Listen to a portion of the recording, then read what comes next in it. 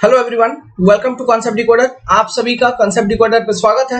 हम पढ़ रहे हैं इंजीनियरिंग हाइड्रोलॉजी और आज के इस वीडियो में मैं एक बहुत ही इंपॉर्टेंट डिस्कशन करने वाला हूं रिलेटेड टू यूनिट हाइड्रोग्राफ। और इस वाले डिस्कशन से बहुत सारे एग्जाम में ऑब्जेक्टिव क्वेश्चन वाले जितने भी एग्जाम होंगे, स्टेट, एई, जेई, ईएससी, है ना, गेट, सारे एग्जामिनेशन में, एसएससी, जेई में यूनिट हाइड्रोग्राफ के थ्योरी से यहाँ से आपको क्वेश्चन आएंगे। ठीक है, सो वीडियो में बने रहिए, वीडियो को लगातार देखिए, एंड तक देखिए, तब कुछ समझ में आएगा। तो देखो, यूनिट हाइड्रोग्राफ का यूजेस को सीखने से पहले हम पहले ये समझ लेते हैं कि यूनिट हाइड्रोग्राफ करता क्या है। तो देखिए, लेट्स सपोज आपके पास एक कैचमेंट एरिया है। आपके पास एक कैचमेंट एरिया है, इसको मैं कहता हूं ए। तो देखो, यूनिट हाइड्रोग्राफ बेसिकली क्या करता है, ये एक रिलेशनशिप एस्टेब्लिश करता है between what, between two things. और ऐसे कौन कौन से दो चीज है। देखो, इस कैचमेंट एरिया के ऊपर मान लो प्रेसिपिटेशन हुई, है ना, बरसात हुई, प्रेसिपिटेशन अकर हुआ। अब इस प्रेसिपिटेशन का कुछ हिस्सा, ये तो कैचमेंट एरिया जो इसके नीचे सॉइल है ना, ये सारे क्या है, ये सारे सॉइल है। तो कुछ हिस्सा सॉइल में चले जाएगा, मतलब कुछ पानी सॉइल में चले जाएगा, बरसात का कुछ पानी, उसको हम क्या कहेंगे, इन्फिल्ट्रेट हो गया। इन्फिल्ट्रेट हो गया। तो ये जो पानी इन्फिल्ट्रेट हुआ, ये एक तरह का लॉस होता है ना, इसको हम इन्फिल्ट्रेशन लॉस कहते हैं। लेकिन ये जो पानी इन्फिल्ट्रेट हुआ, ये पानी धीरे धीरे जाके ग्राउंड वाटर टेबल में मिल जाएगा, फिर ग्राउंड वाटर में धीरे धीरे फ्लो होगा, फिर उस कैचमेंट एरिया में जो रिवर वगैरह होगी, है ना, उसमें ऐसे बेस फ्लो अपीयर होगा, ये ग्राउंड वाटर का फ्लो, समझ रहे हो। लेकिन वो सडनली नहीं होगा, तुरंत नहीं होगा। जैसे प्रेसिपिटेशन हुआ ऐसे ही तुरंत वो बेस फ्लो में अपीयर नहीं होगा, उसके लिए टाइम लगता है ना, तो वो धीरे धीरे होगा, वो एक लंबा प्रोसेस है। क्लियर है। तो इसलिए हम इसको जनरली नेग्लेक्ट कर देते हैं, उसको हम लॉस कह देते हैं।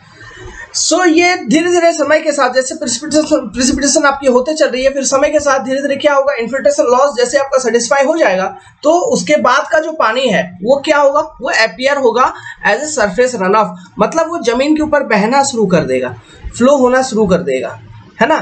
तो ये जो फ्लो होगा, फिर ये फ्लो होके कहाँ जाएगा, इस कैचमेंट एरिया में मान लो रिवर होते, छोटे छोटे ड्रेन्स होते हैं, स्ट्रीम होते हैं, है ना।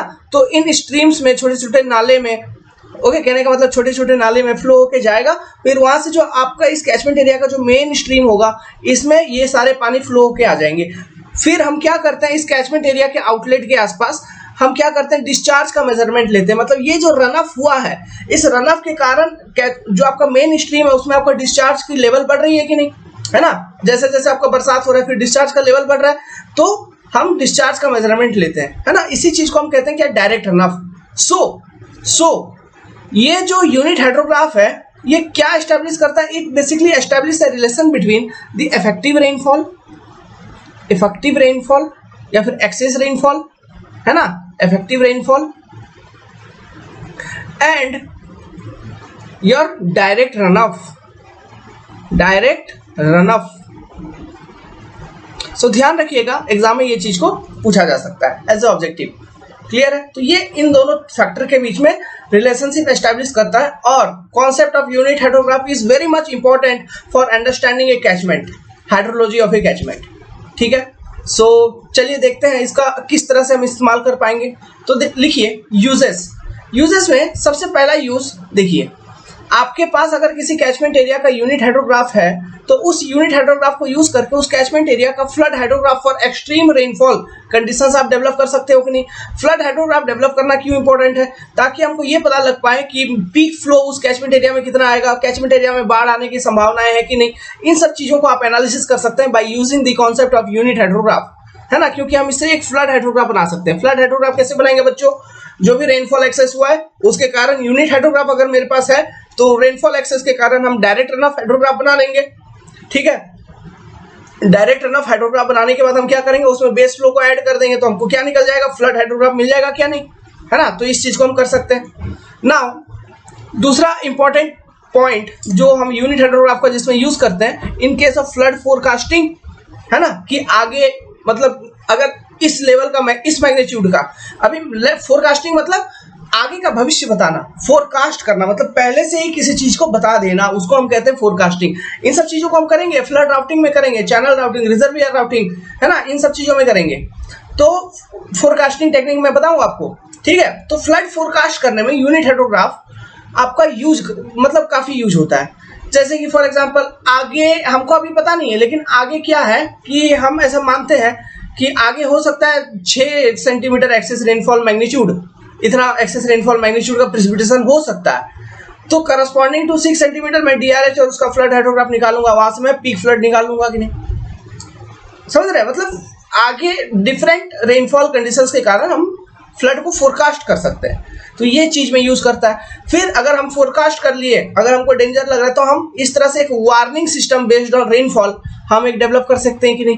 तो ये बहुत इंपॉर्टेंट बातें हैं जिसमें मतलब जिन सब चीजों को करने के लिए आप यूनिट हाइड्रोग्राफ का यूज कर सकते हो, इस्तेमाल कर सकते हो, ठीक है। तो these are very 2 important points related to unit hydrograph theory. अब देखिए यूनिट हाइड्रोग्राफ का मतलब समझ रहे हो ना, इसमें हमने क्या बताया था, एक्सेस रेनफॉल का डेप्थ कितना होगा 1 सेंटीमीटर, समझ रहे हैं, या फिर 1 इंच भी हो सकता है, कोई डिफरेंट यूनिट में हो सकता है ना, इन डिफरेंट यूनिट 1 इंच वगैरह हो सकता है, क्लियर है।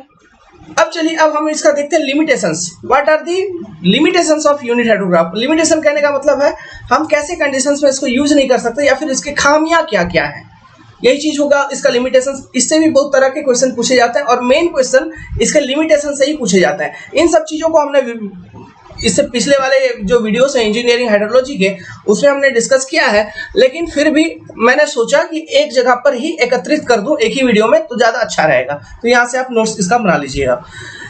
देखो लिमिटेशंस, तो सबसे पहला कि जो यूनिट हाइड्रोग्राफ का थ्योरी था, इसको डेवलप करने में ये एज्यूम किया गया था कि जो भी मेरा कैचमेंट एरिया है, इस पूरे कैचमेंट एरिया पर जो रेनफॉल का डिस्ट्रीब्यूशन है ना, वो यूनिफॉर्म है। रेनफॉल का डिस्ट्रीब्यूशन यूनिफॉर्म कहने का मतलब है कि हर एक एरिया पर सेम मैग्नीट्यूड ऑफ प्रेसिपिटेशन हो रही है।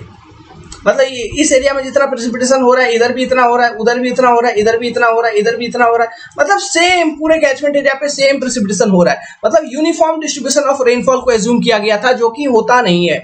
जनरली प्रेसिपिटेशन ऐसा होता नहीं है कि हर जगह सेम हो, कहीं थोड़ा होगा, कहीं ज्यादा होगा, कहीं थोड़ा, कहीं ज्यादा, कहीं थोड़ा, कहीं ज्यादा, इस तरह से आपको पूरे कैचमेंट एरिया छोटा नहीं होता है, बहुत बड़ा होता है ना। तो जनरली इस तरह से डिस्ट्रीब्यूटेड रहता है, लेकिन इसमें यूनिफॉर्म डिस्ट्रीब्यूशन एज्यूम किया गया था, तो ये एक इसका लिमिटेशन है। दूसरा क्या एज्यूम किया गया था इसी में कि यूनिफॉर्मली डिस्ट्रीब्यूटेड तो है रेनफॉल, और रेनफॉल का जो इंटेंसिटी है ना, वो भी यूनिफॉर्म है ना। यूनिफॉर्म कहने का मतलब कांस्टेंट इंटेंसिटी के साथ रेनफॉल हो रही है, तो ये चीज भी जनरली होता नहीं है, प्रैक्टिकली पॉसिबल नहीं है। फॉर कंप्लीट ड्यूरेशन, मान लो 8 घंटे के लिए बरसात हुई, तो 8 घंटे के लिए एक सेम इंटेंसिटी के साथ बारिश हो रही है क्या? नहीं, 8 घंटे लगातार बारिश हो रही है, ये हम जानते हैं, हम भी देख रहे हैं, मैं खिड़की से देख रहा हूं। लेकिन होता क्या है कि आप देखोगे पहला घंटा में अच्छा तेजी से हुआ, फिर थोड़ा कमा है, लेकिन बूंद बूंद पड़ रहा है, लेकिन थोड़ा कमा है, फिर तेज हो जाता है, फिर कमता है, फिर तेज हो जाता है ना। तो यूनिफॉर्म इंटेंसिटी के साथ आपका रेनफॉल भी नहीं होता है प्रैक्टिकली, लेकिन इन सब चीजों को यहाँ पे एजम्पशन में कंसीडर किया गया है यूनिट हाइड्रोग्राफ के थ्योरी में। तो ये इसके लिमिटेशन हो गए, क्योंकि ये प्रैक्टिकली पॉसिबल नहीं है, ये हो गया। फिर यूनिट हाइड्रोग्राफ थ्योरी को बहुत छोटे एरिया पे या फिर बहुत बड़े कैचमेंट एरिया पे हम अप्लाई नहीं कर सकते, है ना, तो वो एक लिमिटेशन हो गया इसका। समझ में आ रहा है? तो इन सब चीजों को लिखिए। सो लिखिए लिमिटेशंस को। Unit hydrograph assumes uniform distribution of rainfall over the catchment, and the intensity of rainfall is assumed constant for duration of excess rainfall. For duration of excess rainfall, इस पॉइंट को ध्यान रखिएगा। कह रहा है मतलब जब एक्सेस रेनफॉल आपको मिल रही है, एक्सेस रेनफॉल कहने का मतलब है वो सारे ड्यूरेशन में जब आपका इन्फिल्ट्रेशन लॉस सेटिस्फाई होने के बावजूद कुछ ना कुछ वाटर आपको as a surface run off appear हो रहा है, तो that duration is your duration of excess rainfall. So during those duration of excess rainfall, your rainfall intensity is assumed to be constant. ये चीज कहा गया, not during the entire precipitation, है ना, during duration of excess rainfall. और ये generally कब होता है? जैसे ही बरसात शुरू हुई उसके कुछ ही समय बाद, है ना, एक डेढ़ 2 घंटे बाद, क्योंकि 1-1.5-2 घंटे में आपका इन्फिल्ट्रेशन कुछ हद तक सेटिस्फाई हो जाता है, तो आपको excess rainfall, excess run off surface run off मिलना शुरू हो जाता है ना, क्योंकि रेट ऑफ इन्फिल्ट्रेशन डिक्रीज होती है। ये सब चीजें हमने कहाँ से सीखा है? हॉर्टन इन्फिल्ट्रेशन कर्व, वहां से हमने इन सब चीजों को सीखा है। So above 2 conditions are practically not possible, है ना, इसलिए लिमिटेशंस है। Next important point, unit hydrograph theory is valid for catchment area greater than 2 kilometre square, and catchment area less than 5000 kilometre square. बस यही रेंज में आपका unit hydrograph theory valid होगा। और ये ऑब्जेक्टिव पता नहीं बार बार पूछता है एग्जाम में, सो ध्यान रखने वाली बात है कि नहीं है। क्लियर है, इसको ध्यान रखिएगा। अब देखिए और कुछ कुछ लिमिटेशन है। तीसरा, जैसे कि देखो आपका जो रन ऑफ है ना, ये आपका रन ऑफ रेनफॉल के कारण मिलेगा, स्नोफॉल के कारण मिलेगा, किसी भी form of precipitation, different form of precipitation होता है, तो डिफरेंट फॉर्म ऑफ प्रेसिपिटेशन के कारण आपको रन ऑफ मिलेगा कि नहीं मिलेगा। लेकिन यूनिट हाइड्रोग्राफ की थ्योरी में ये एज्यूम किया गया है कि जो हमको रन ऑफ है ना, वो केवल रेनफॉल एज ए प्रेसिपिटेशन अगर हो रहा है ना, जो प्रेसिपिटेशन हो रही है वो एज ए रेनफॉल हो रहा है, बरसात हो रही है, स्नोफॉल वगैरह, इन सब चीजों के लिए ये यूनिट हाइड्रोग्राफ की थ्योरी वैलिड नहीं है। ठीक है। और एक इंपॉर्टेंट इसका लिमिटेशन है, वो क्या कहता है, मान लो आपका कैचमेंट एरिया है, ये एक कैचमेंट एरिया। अब इस कैचमेंट एरिया में बहुत सारे बड़े बड़े लेक, बड़े बड़े पोखर है ना, बहुत बड़े बड़े लेक पोखर बहुत बड़े बड़े हैं। अगर बहुत बड़े बड़े हैं तो क्या होगा, देखो जो बरसात हुई, बरसात होने के बाद आपका फ्लो हो रहा है ना, मतलब जो एक्सेस रेनफॉल है वो फ्लो हो रहा है, फ्लो होके कभी ना कभी तो ये पोखर लेक इन सब चीज़ों से टकराएगा, तो इसमें पानी आपका जमा हो जाएगा। तो अगर इसमें आपका पानी जमा हो जाएगा तो रन ऑफ आपको नहीं मिलेगा, है ना, तो रन ऑफ नहीं मिलेगा। रन ऑफ नहीं मिलने का कहने का क्या मतलब है कि देखो जो आपका एक्सेस रेनफॉल हुआ, मतलब जो प्रेसिपिटेशन हुआ उसमें जो एक्सेस रेनफॉल मिला, ठीक है, उसके कारण सरफेस रन ऑफ तो कैचमेंट एरिया में डेवलप हुई, लेकिन वो रन ऑफ आपके कैचमेंट के आउटलेट तक नहीं पहुंच पाई, कहीं पॉन्ड में, बड़े बड़े स्टोरेज में आपका वहीं पर जमा हो गया। तो आपको करस्पॉन्डिंगली, मतलब corresponding to the excess rainfall which is develop in the catchment area, उसके करस्पॉन्डिंग आपको वहां पे रन ऑफ नहीं मिल रहा है। मतलब जो हमारा यूनिट हाइड्रोग्राफ थ्योरी का जो एजम्पशन है, assumption of linear response, linear relationship, linear response, linear relationship, जो भी लीनियर वाला जो एजम्पशन है कि जो एक्सेस रेनफॉल और रन ऑफ होगा इसके बीच में हमारा एक लीनियर रिलेशनशिप है। मतलब जितना एक्सेस रेनफॉल उतना रन ऑफ, जितना एक्सेस रेनफॉल उतना रन ऑफ, लीनियर रिलेशनशिप। तो ये रिलेशनशिप वैलिड नहीं हो पाएगा। फिर क्यों? आपका एक्सेस रेनफॉल तो हुआ, लेकिन वो पानी आपका उस कैचमेंट एरिया में कहीं इधर उधर स्टोर हो गया। समझ रहे हैं? सो यूनिट हाइड्रोग्राफ थ्योरी उसी कैचमेंट एरिया के लिए वैलिड है जिसमें आपका कैचमेंट स्टोरेज बहुत कम हो, मतलब डिप्रेशन स्टोरेज वगैरह ये सब ज़्यादा नहीं हो, है ना। तो ऐसे कंडीशंस के लिए आप यूनिट हाइड्रोग्राफ थ्योरी को यूज़ कर सकते हैं। ठीक है। सो ये सब कुछ कुछ बातें लिख लीजिए। फिर आगे और एक इंपॉर्टेंट पॉइंट बताऊंगा, सो लिख लीजिए। तीसरा point, precipitation must be in form of rainfall, snowfall is not valid here. ठीक है। Fourth point, catchment area must not have large storage body. कहने का मतलब है लेक, पॉन्ड, टंकी, इन सब चीज़ों का नहीं होना चाहिए। क्यों? अगर ये होगा तो क्या होगा, linear relationship between excess rainfall and run off will be not valid, है ना। ये एजम्पशन जो है ये कॉन्ट्राडिक्ट हो जाएगा। क्लियर है? तो ये सारे लिमिटेशंस आपको समझ में आए, याद रहेंगे, एग्जाम में पूछेंगे। ठीक है, ऑब्जेक्टिव क्वेश्चन पूछेगा, खास करके वो कैचमेंट एरिया का साइज वाला, या फिर ध्यान रखना मीडियम कैचमेंट एरिया, उसके लिए ये सब चीज अप्लीकेबल होती है। अब देखो यार, अब कुछ और कॉन्सेप्ट एक बताता हूँ। लेट्स सपोज ये एक यूनिट हाइड्रोग्राफ है किसी भी ड्यूरेशन का, लेट्स सपोज ये डी आवर ड्यूरेशन का एक यूनिट हाइड्रोग्राफ है ना। तो यूनिट हाइड्रोग्राफ मतलब it is a graph between ये, अच्छा यहाँ पे ये शो करता हूँ, जिसमें एक्सेस रेनफॉल का डेप्थ होगा 1 सेंटीमीटर और इसका ड्यूरेशन हो गया ये डी आवर, है ना। तो it is a graph between क्या क्या, कौन कौन सा ऐसा दो element, discharge Q versus time, है ना।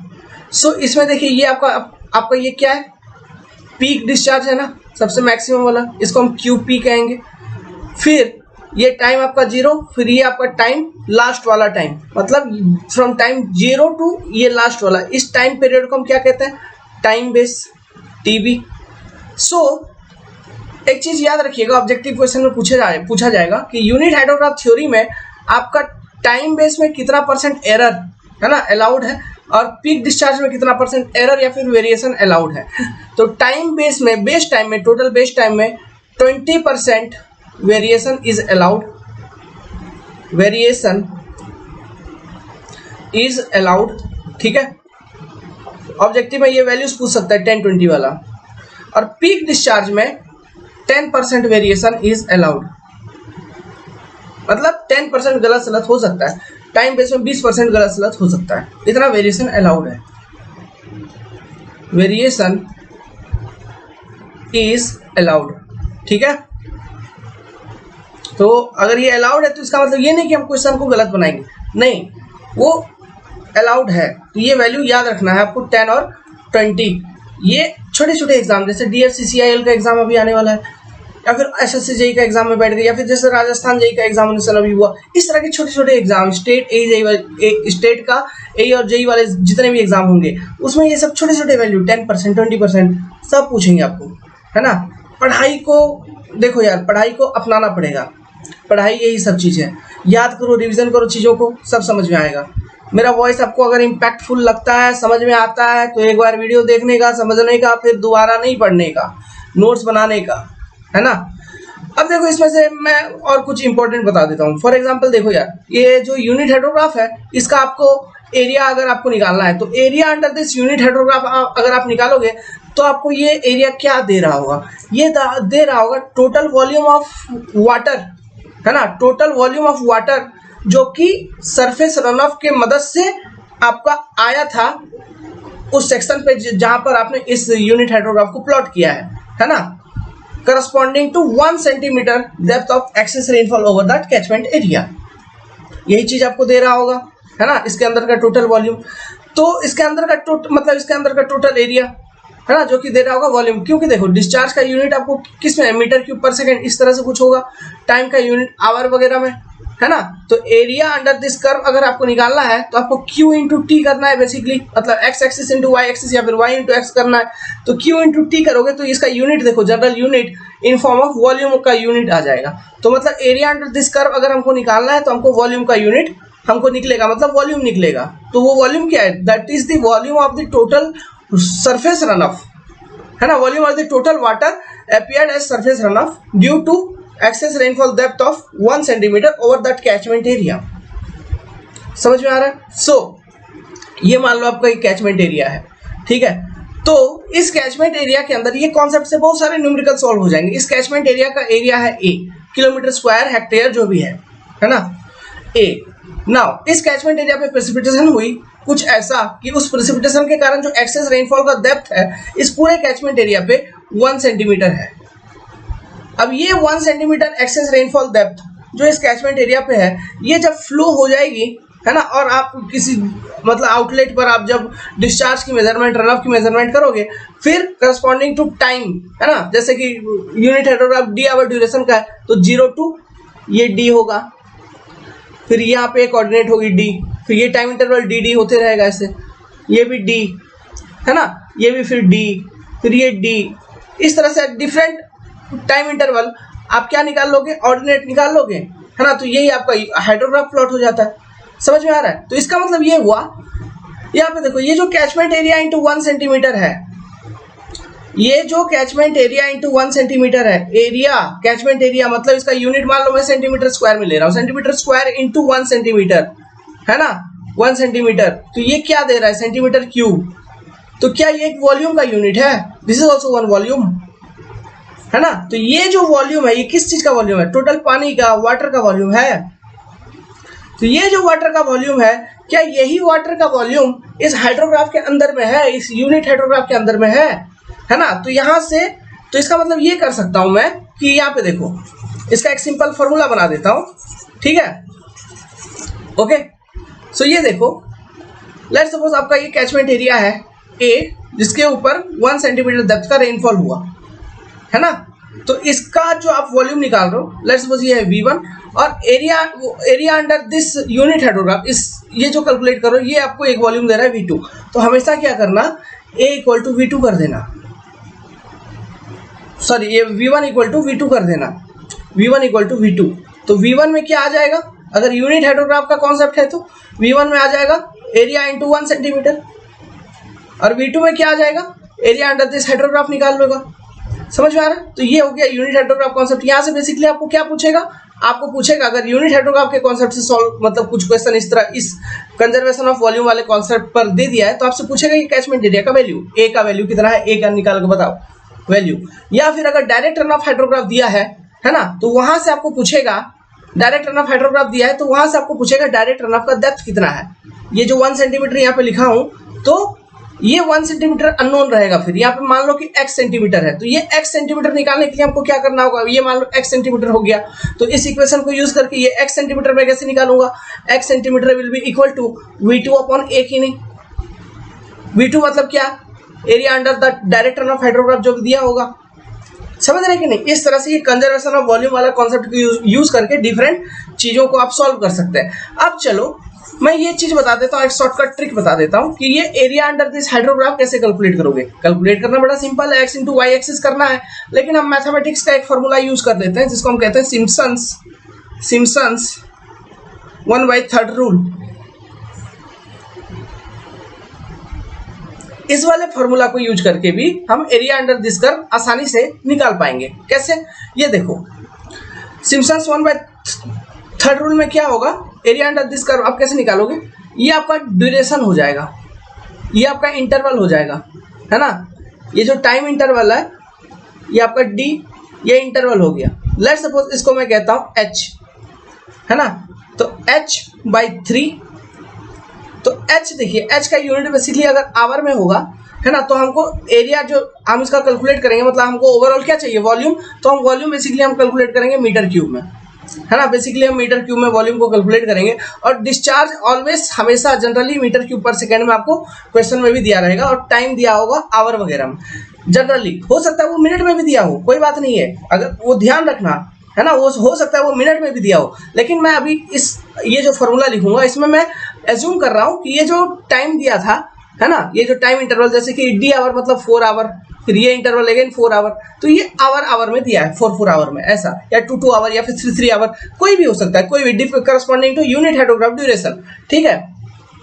सो अगर आवर में दिया है तो मैं अगर चूंकि मैं Q इंटू टी कर रहा हूँ, है ना, मीटर क्यूब पर सेकंड इंटू आवर करूंगा तो ये जो आवर इसको भी सेकंड में कर दूंगा तो ये सेकंड नीचे वाला सेकंड कट हो जाएगा, तो मेरे को आंसर जो फाइनल रिजल्ट है वो मीटर क्यूब में निकल जाएगा। तो आवर को सेकंड में कन्वर्ट करने के लिए 60 गुना 60, 1 मिनट में 60 सेकंड, सॉरी 1 घंटे में 60 मिनट और 1 मिनट में 60 सेकंड, तो 60 इंटू 60 इंटू कर देंगे हम ब्रैकेट में डाल के कुछ चीजों को। अब वो कुछ चीजें क्या होगा, पहला bracket sum of first and last ordinate,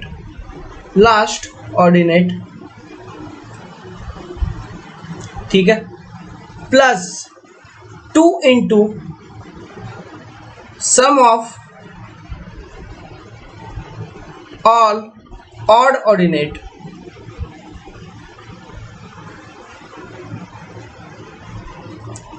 फिर इसी में प्लस हो जाएगा, plus 4 into sum of all even ordinate,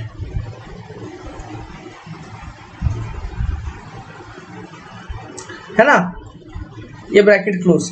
तो इस वाले फॉर्मूला को यूज करके हम यूनिट हाइड्रोग्राफ के अंदर का एरिया जो होगा निकाल सकते हैं, मतलब वॉल्यूम निकल जाएगा आपका। तो देखो इसमें बड़ा सिंपल है, सम ऑफ फर्स्ट ऑर्डिनेट और लास्ट ऑर्डिनेट। फर्स्ट ऑर्डिनेट का वैल्यू क्या होगा 0, लास्ट ऑर्डिनेट का वैल्यू 0, मतलब ये वाला पूरा का पूरा टर्म खत्म ना, तो सम ऑफ फर्स्ट लास्ट देखने की जरूरत नहीं है, ये क्या हो गया, ये 0, तो 0 plus 2 into sum of all odd ordinate.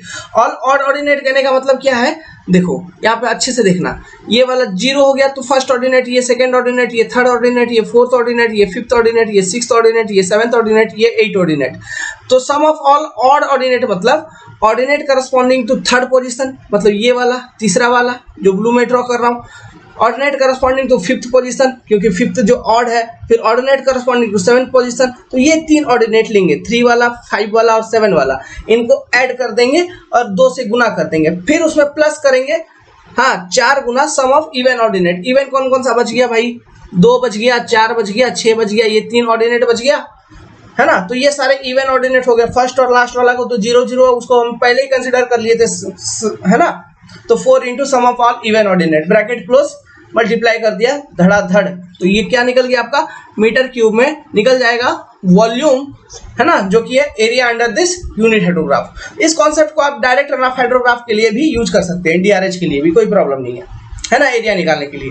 तो ये गेट वगैरह के लिए इस कॉन्सेप्ट को यूज करिए। सिम्पसन्स 1/3 रूल बड़ा सिंपल है, ठीक है, क्यों इधर उधर भागोगे, इस तरह से आप इसको कैलकुलेट कर सकते हैं। होप कि चीजें यहाँ तक समझ में आई, ठीक है। बाकी हम लोग और कुछ नहीं बताऊंगा इधर, बाकी हम लोगों ने सब चीजों को कर रखा है पहले से ही, है कि नहीं, जस्ट अच्छा वेल ये ठीक है। ये तो एस कर्व का क्वेश्चन है, इन सब चीजों को हम लोगों ने एस कर्व वगैरह सब कुछ किया हुआ है। सो इस क्वेश्चन को मैं इस वाले वीडियो में नहीं सॉल्व करूंगा, नेक्स्ट वीडियो में सॉल्व करूंगा और आपको बताऊंगा जरूर। ऐसे ही ये क्वेश्चन मैंने सॉल्व करवाया हुआ है, आप एंड्रॉयड ऐप पर जो हमारी कोर्स चल रही है आप उसमें देख सकते हैं। एस कर्व निकालना बड़ा सिंपल है यार, ठीक है। सो एस कर्व के कॉन्सेप्ट हमने अपलोड कर दिए, तो आप उसको वहां से स्टडी कर सकते हो। ये जो है ना एस कर्व, देखिए आप, ये एस कर्व जो हमने पहले पढ़ाया था उसी का ये सारा है, मतलब इससे जस्ट पहले वाले वीडियो लेक्चर में जो हमने पढ़ाया था वो सारे कॉन्सेप्ट यहाँ पे है ना, ठीक है। ये देखिए एस कर्व यहाँ पे कैलकुलेट किया था, ओके। ये इस वाले क्वेश्चन के लिए ईएसी का क्वेश्चन था, ये आईईएस का। तो ये सब चीज़ें कवर हो चुकी हैं। आप एंड्रॉयड एप्लीकेशन पे अपने इंजीनियरिंग हाइड्रोलॉजी के फुल कोर्स में आप एनरोल करोगे तो आपको ये सारे लेक्चर्स भी वहाँ पे अवेलेबल होंगे। होप कि आपको वीडियो पसंद आई हो। अगर पसंद आई हो तो वीडियो को लाइक करिए, चैनल को सब्सक्राइब करिए। हमारा कॉन्टैक्ट नंबर है 7008-420-353। कोई भी डाउट हो, कोई भी प्रॉब्लम हो, यू कैन कॉन्टैक्ट अस। मैं आपको ये नहीं बोलूँगा कि आप आओ पढ़ो लिखो, ऑब्वियसली आप पढ़ोगे, इट इज़ वेरी इम्पैक्टफुल। आपको कम से कम फीस में, मिनिमम फीस में आपको एक बेटर क्वालिटी ऑफ एजुकेशन मिलती है। लेट्स क्रैक इट, लेट्स ये इन सब चीज़ों का कोई मतलब नहीं है इधर। एग्ज़ाम निकलेगा, पढ़ने का बस, ठीक है। Good luck, take care.